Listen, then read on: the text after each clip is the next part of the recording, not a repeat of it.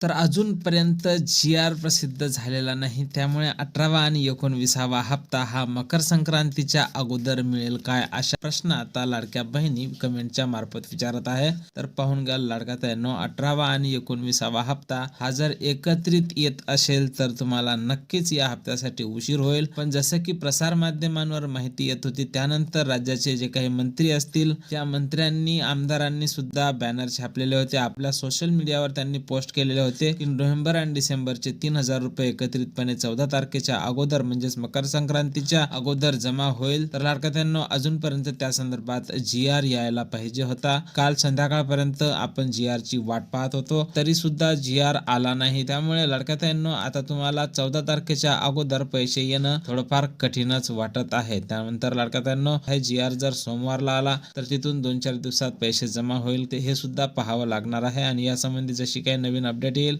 सर्वप्रथम तुम्हाला आपल्या चॅनलवर व्हिडिओ पाहायला मिळणार आहे. जय महाराष्ट्र.